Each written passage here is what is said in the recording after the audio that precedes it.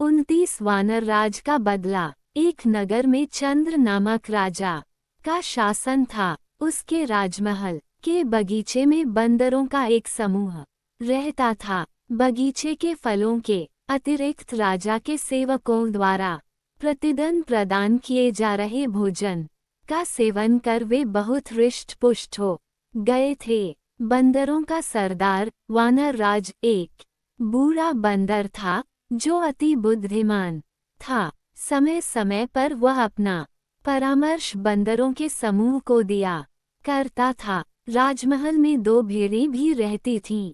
राजा के पुत्र उनके साथ खेला करते थे। 2 भेड़ों में से एक भेड़ बहुत चतुरी थी। जब मन करता वह रसोई घर में घुस जाती और वहां खाने की जो भी चीजें पाती खा जाती। रसोइया भेड़ की इस हरकत पर बहुत क्रोधित होता और जो हाथ में आता वो वस्तु फेंक कर उसे मारता। एक दिन वानरराज ने रसोइये को भेड़ को एक बर्तन फेंककर मारते हुए देखा। वह सोचने लगा कहीं रसोइये और भेड़ की यह तनातनी बंदरों के विनाश का कारण न बन जाए। ये चटोरी भेड़ तो खाने के लोभ में यदा कदा रसोई घर में जाती रहेगी। यदि किसी दिन क्रोधवश रसोई ने चूल्हे की जलती हुई लकड़ी उस पर फेंक दी तो अनर्थ हो जाएगा। भेड़ का ऊन से ढका शरीर आग पकड़ लेगा। भागते हुए भेड़ अस्तबल पहुंच गई तो सूखी घास से भरा अस्तबल धधक उठेगा। घोड़े जल जाएंगे और फिर वही बंदरों का काल बनेंगे। यह विचार मस्तिष्क में आते ही वानरराज ने अपने समूह की सभा बुलाई और अपना संदेह जाहिर किया। उसने परामर्श दिया कि इससे पूर्व की रसोइये और भेड़ों के बीच की लड़ाई हमारे लिए प्राणघातक सिद्ध हो। हमें राजमहल छोड़ देना चाहिए, अन्यथा हमारा विनाश निश्चित है। किंतु बंदरों ने उसकी की बात नहीं मानी। उन्हें लगा कि उनका सरदार अब बूढ़ा हो चुका है और व्यर्थ का भ्रम पाल रहा है। वे राजमहल के भोजन के आदी हो चुके थे, इसलिए राजमहल छोड़ने को तैयार नहीं हुए। परंतु वानरराज ने तत्काल राजमहल छोड़ दिया। इधर एक दिन फिर चटोरी भेड़ रसोई घर में घुस गई और वही हुआ जिसका बंदरों के सरदार को भय था। रसोई को और कुछ नहीं मिला तो उसने जलती हुई लकड़ी का टुकड़ा उठाकर भेड़ पर फेंक दिया। भेड़ का शरीर जो ऊन से ढका हुआ था धधकने लगा। वह इधर उधर भागने लगी और अस्तबल में घुस गई। आग की लपट अस्तबल में रखी सूखी घास तक पहुंची और पूरा अस्तबल धूं धूं कर जल उठा। कई घोड़े जलकर मर गए, कई घायल हो गए। राजा को ये समाचार मिला तो उसने वैद्य को बुलाया और उसे घोड़ों का उपचार करने का आदेश दिया। वैद्य ने घोड़ों के घाव का परीक्षण किया और बोला, इनके घावों को शीघ्र ठीक करने का एक ही उपाय है, इन पर बंदरों की चर्बी लगानी पड़ेगी। राजा ने सैनिकों को आदेश दिया कि जो भी बंदर दिखे तो मारकर उसकी चर्बी घोड़ों के उपचार के लिए लाए जाए। राजमहल के सारे बंदर मार दिए गए। जब वानरराज तक ये बात पहुंची तो वह बहुत दुखी हुआ। उसके मन में प्रतिशोध की ज्वाला धधक उठी, किंतु वह अकेला था।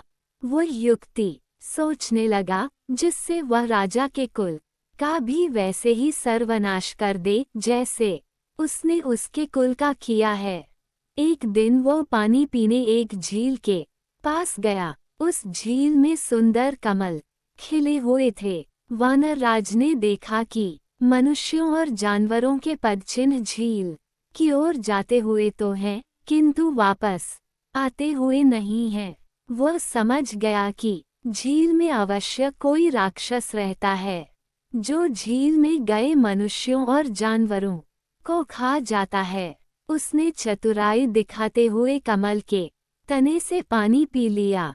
जब झील में रहने वाले राक्षस ने ये देखा तो झील से बाहर आ गया। उसने कई आभूषण पहने हुए थे। वह वानर राज से बोला, जो भी झील में आता है मैं उसे खा जाता हूँ, किंतु तुम तो चतुर निकले। मैं तुम्हारी चतुराई देख प्रसन्न हूँ।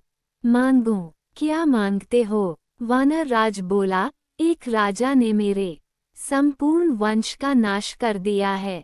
मैं उससे प्रतिशोध लेना चाहता हूँ। आप मेरी सहायता करें, मुझे अपना कंठहार दे। मैं आपको वचन देता हूँ कि मैं आपके आहार के लिए राजा और उसके अनुचरों को इस झील में लाऊंगा। राक्षस ने वानर राज को कंठहार दे दिया। वह हार पहनकर बंदरों के सरदार राजा के नगर पहुंचा। वह वहां एक पेड़ से दूसरे पेड़ पर झूलने लगा।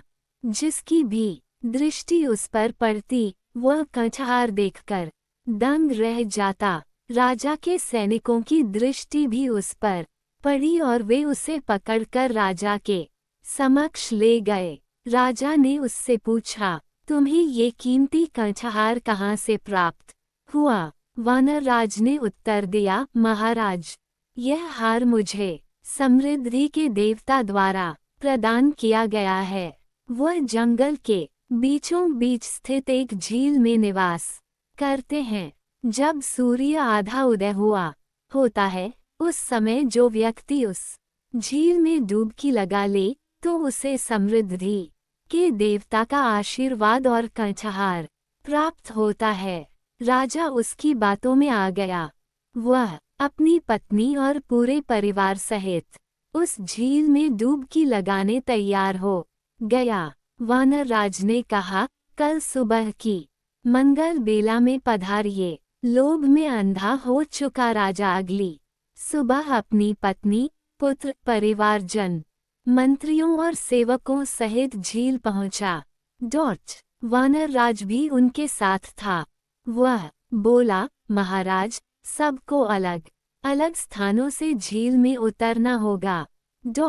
सबके जाने के बाद आप अंत में झील में उतरिए। राजा की पत्नी, पुत्र, परिवारजन, मंत्री, सेवक सभी अलग अलग स्थानों से झील में उतर गए और राक्षस द्वारा खा लिए गए।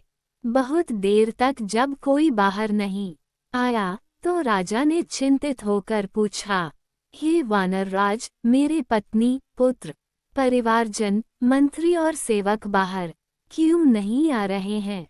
तब वानर राज एक पेड़ के ऊपर चढ़ गया और राजा से बोला, अरे दुष्ट, तुम्हारा समस्त परिवार, मंत्री और सेवक राक्षस द्वारा खा लिए गए हैं। तुमने मेरे परिवार को मौत के घाट उतारा था। आज मैंने उसका प्रतिशोध ले लिया है। सीख, बुरा करोगे तो बुरा फल पाओगे।